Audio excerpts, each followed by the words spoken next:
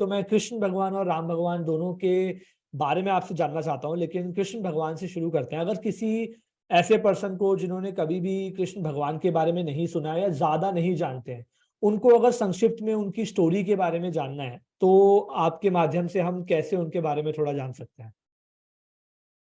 हरे कृष्ण।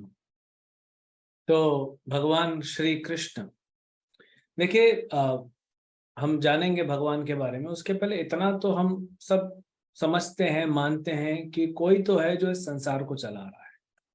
ये संसार अपने आप तो नहीं चल रहा है ना। स्पेशली कोविड में सबको समझ में आ गया कोई है जो चला रहा है। तो कोई जैसे संसार को चला रहा है, सुपर नेचुरल पावर्स को कंट्रोल कर रहा है ना। अल्टीमेटली जब आप एक कंट्रोलर के पास जाते हैं, उसके ऊपर कोई दूसरा कंट्रोलर होता है, उसके ऊपर तीसरा कंट्रोलर होता है, तो फाइनल जो अथॉरिटी है पूरा सृष्टि का, पूरा क्रिएशन का, ही इज कॉल्ड भगवान। उन्हें हम भगवान कहते हैं, षड ऐश्वर्य पूर्ण भगवान।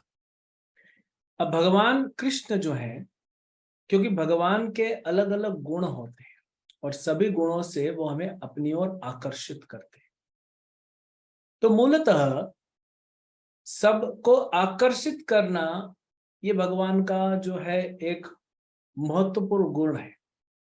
हम देखते हैं हमें संसार में कोई पैसे वाला होता है, कोई सुंदर होता है, कोई शक्तिशाली होता है, कोई वैरागी होता है, कोई ज्ञानी होता है, उसकी तरफ आकर्षित हो जाते हैं। लेकिन ये सारे 6 ऐश्वर्य भगवान में पूर्ण है, 100%। तो जो सबको आकर्षित कर ले, सर्व आकर्षिति, जो सबको आकर्षित कर रहे, इति कृष्ण, उसे कृष्ण कहते हैं। तो भगवान के अनंत असंख्य नाम है, जितनी लीलाएं उतने नाम। लेकिन भगवान का जो प्राइमरी मूल नाम है वह है श्री कृष्ण। कृष्ण जो सबको अपनी ओर आकर्षित करते हैं। अलग अलग शास्त्रों में बताया जाता है, वेद व्यास जी कहते हैं कृष्णस्तु भगवान स्वयं।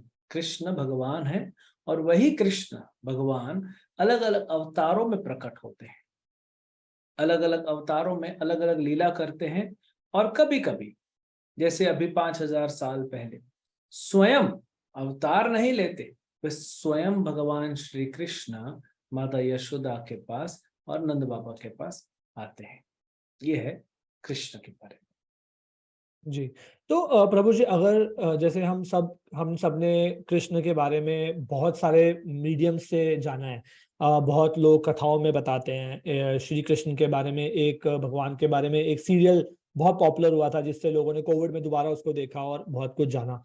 अगर आज की जनरेशन कृष्ण भगवान के स्टोरी के बारे में बेसिक जानना चाहे कि क्यों हम उस स्टोरी को याद करते हैं, क्या हुआ था उस समय, थोड़ा सा मैं चाहता हूँ कि कृष्ण भगवान की स्टोरी के बारे में लोग जाने। भगवान गीता में कहते हैं यदा यदा ही धर्मस्य ग्लानिर्भवति भारत अभ्युत्थानम अधर्मस्य तदात्मानं सृजाम्यहम् परित्राणाय साधूनां विनाशाय च दुष्कृतां धर्म संस्थापनार्थाय संभवामि युगे युगे।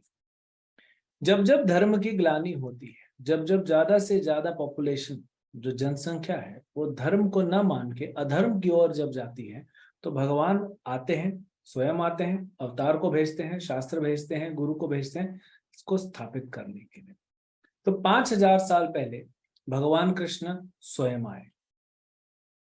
जब, जैसे हमने सुना है शास्त्रों में, जैसे हमने पढ़ा है कि कंस का जो काल था, कंस ने सबको बड़ा परेशान करके रखा था। एक्चुअली कंस अकेला नहीं था। आपने देखा कि भगवान जब आए थे तो कितने सारे असुरों को, या असुरी प्रवृत्ति वाले लोगों को भगवान ने खत्म कर दिया था, है? कोई बोलेगा ये क्या है, भगवान आते हैं। एक तरफ से तो कृष्ण को प्रेम से नाम जोड़ा जाता है? अब देखिए कृष्ण का नाम, कोई छोटा बच्चा है बाल गोपाल है, थोड़ा बड़ा होके घूम रहा है, अब बड़ा कन्हैया होके घूम रहा है मोहल्ले में, हाँ? और थोड़ा बड़ा होता है तो हर जगह कृष्ण का ही नाम आता है, क्योंकि कृष्ण ने सारी लीलाएं की। अब जहां प्रेम से भी नाम जुड़ा है कृष्ण का, वहां तो फिर धर्म का, डिसिप्लिन का भी नाम तो है ना। भगवान को डिसिप्लिन भी लाना है ना। तो जब कंस का बहुत अत्याचार बढ़ रहा था, तो भगवान ने सोचा कि ठीक है, मैं जाता हूं, लीला भी करूंगा। भगवान अपने भक्तों को लीला से अपनी ओर आकर्षित करते हैं और उसमें ये दुष्टों का संहार भी हो जाता है। तो ऐसे तो वसुदेव जी का विवाह हो रहा था देवकी के साथ। देवकी कंस की चचेरी बहन है और विवाह के बाद कंस ने सोचा कि मैं देवकी का जो रथ है, दूल्हा दुल्हन को मैं लेके जाऊंगा। जैसे वो लेके जा रहा था, एक आकाशवाणी हुई कि अरे मूर्ख कंस, जिस बहन और बहनोई को तुम लेके जा रहे हो, इसी बहन का 8वां गर्भ तुम्हारा काल बनेगा। कंस राक्षस है ना, राक्षस लोग को बहुत जल्दी गुस्सा आ जाता है। तो गुस्सा आ गया तो अपनी बहन को मारने चला। वसुदेव ने समझाया, भाई देखो, तुमको देवकी से कोई मतलब थोड़ी है, इसके 8वें गर्भ से इसका मैं तुमको सारे बच्चे ला के दे दूंगा।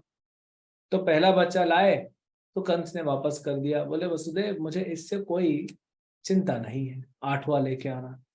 नारद मुनि सोचे कि अगर ऐसे सेवा कर देगा तो गड़बड़ हो जाएगी, भगवान और लेट आएंगे, भगवान को जल्दी बुलाना है, बहुत सारी लीलाएं करानी है। तो नारद मुनि ने कंस को घुमा दिया। बोला कि देखो कंस, कृष्ण जो है ना बहुत चतुर है, वो पहले भी आ सकता है, दूसरा भी आ सकता है, तीसरा भी, 8वां भी, कहीं से भी आ सकता है, किधर से भी गिनो, गोल है ना, कहीं से भी आ सकता है। तो इसीलिए फिर कंस ने 6 बच्चों को मार दिया। ये 6 इनका कर्म था, ऐसे इन्होंने पाप किया था, इसलिए इनकी मृत्यु हुई कंस के हाथों। 7वां जब गर्भ हुआ माता देवकी का, तो क्या हुआ कि जिसको आज की डेट में अबॉर्शन कहते हैं, गर्भपात, गर्भ गायब हो गया। गर्भपात नहीं हुआ एक्चुअली, अबॉर्शन नहीं, गर्भ गायब हो गया, क्योंकि भगवान ने अपनी योग माया शक्ति से देवकी के गर्भ से वो गर्भ को वृंदावन में माता रोहिणी के गर्भ में ट्रांसफर कर दिया। और फिर भगवान स्वयं अष्टम गर्भ के रूप में देवकी के गर्भ में आके प्रकट। अब देखिए, कुछ लोग कहते हैं कि कृष्ण कैसे भगवान है, तो देवकी का कोई ऐसा नहीं, माता देवकी का कोई डिलीवरी हुआ, हाँ, या जैसे कोई बच्चा जन्म होता है ऐसा जन्म हुआ, हाँ? रोता हुआ नहीं, भगवान चतुर्भुज नारायण रूप में प्रकट हो गए देवकी और वसुदेव के सामने।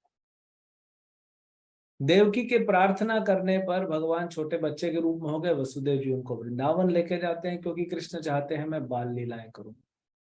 उधर यशोदा और नंद बाबा की बेटी को वसुदेव जी लाते हैं, और फिर कृष्ण की बाल लीलाएं तो बड़ी फेमस है, पूतना का वध करना, चाहे अलग असुरों का वध करना, माखन चोरी की लीला करना, ये सब लीलाएं वहां पे भगवान ने की।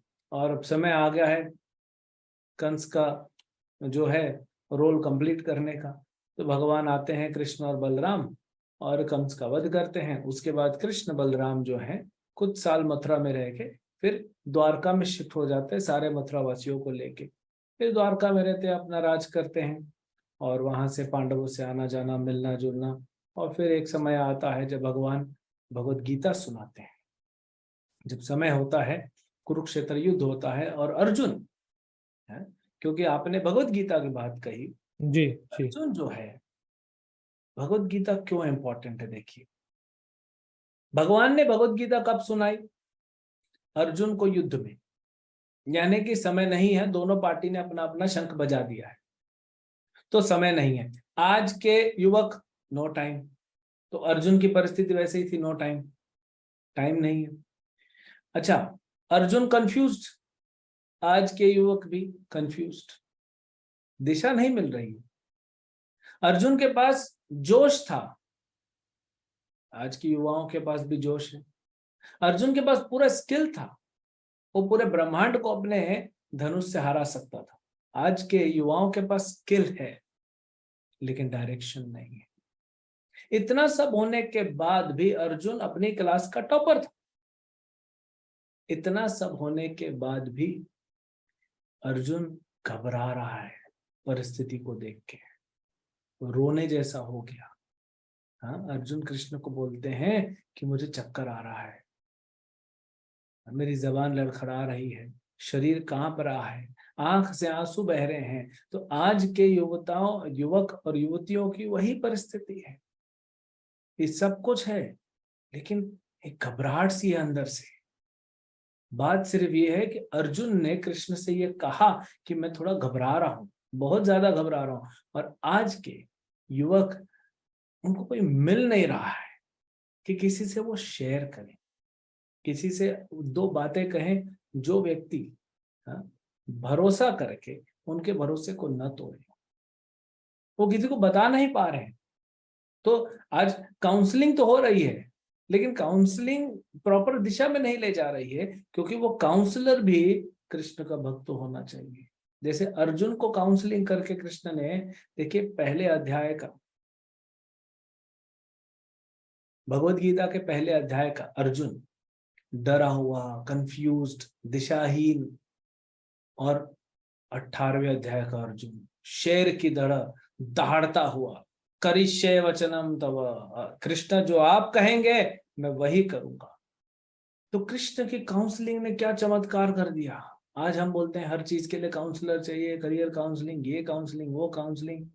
तो कृष्ण या कृष्ण के भक्त से काउंसलिंग लेना चाहिए, क्योंकि वो जो मोटिवेशन आएगा वैसा। आजकल हम देखते हैं बहुत सारे मोटिवेशनल स्पीकर हैं, बहुत अच्छी बात है, मोटिवेट कर रहे हैं, लेकिन उनका मोटिवेशन कब तक होता है? 2 घंटे तक, 6 घंटे तक, 1-2 दिन तक।